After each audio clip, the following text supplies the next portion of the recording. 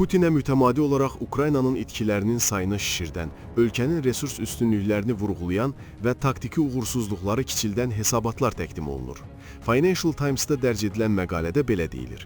Yazıda qeyd olunur ki, Vladimir Putinin Donald Trumpın təklif etdiyi əlverişli sülh şərtlərinə baxmayaraq, hərbi əməliyyatları davam etdirməsi Qərb rəsmilərinin fikrincə Kremlə axan səhv məlumatlardan irəli gəlir.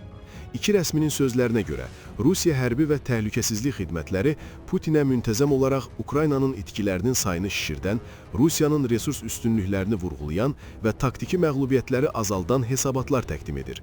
Putin həmçinin müharibənin Rusiya iqtisadiyyatına getdikcə daha çox mənfi təsir göstərdiyini izah edən etibarlı şəxslərlə müntəzəm olaraq görüşsə də, hərbi brifinqlərdə çəkilmiş çəhrayı mənzərə onu müharibədə qalib gələ biləcəyinə inandırır.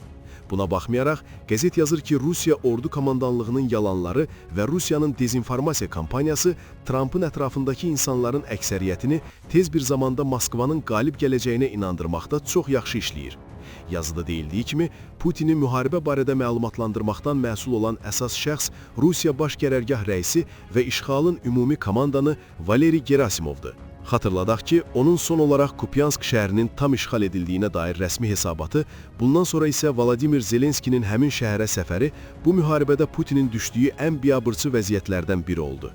Nəşr vurğulayır ki, müharibə uzandıqca Gerasimov və keçmiş müdafiə naziri Sergey Shoigu Rusiyadakı radikal müharibə tərəfdarlarının qəzəbinə tuş gəlirlər.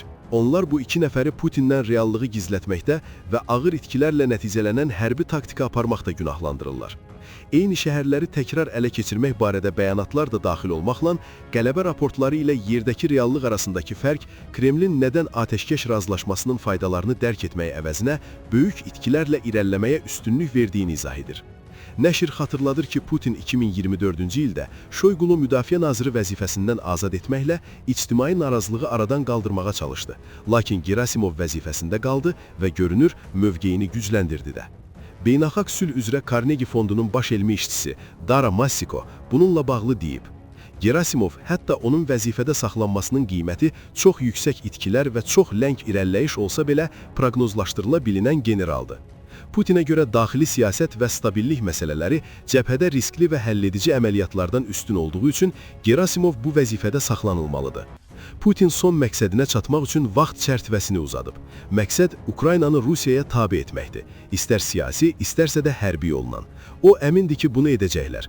Donetskin qalan hissəsini ələ keçirmək üçün tələb olunan itkilər isə, baxmayaraq ki, onlar çox yüksək olacaq, onu o qədər də narahat etmir. Qeyd edək ki, bundan öncə Böyük Britaniyanın Rusiyadakı keçmiş səfiri Lori Bristov deyib ki, Vladimir Putin sağ və hakimiyyətdə olduğu müddətdə Rusiya ilə Ukrayna arasında müharibəyə son qoymaq üçün razılaşmağa mümkün deyil. Onun fikrincə, Putini ərazi müqabilində müharibə əməliyyatlarına son qoymağa razılaşdırmaq fikri tamamilə xəyaldır. Finlandiya prezidenti Aleksandr Stubb isə biraz fərqli düşünür. O deyib ki, Putin başda olmaqla Rusiya rəhbərliyi üzdə nə qədər sərt, qətiyyətli və barışmaz olsa belə, ABŞ-lı danışıq prosesində bir o qədər elastikdir.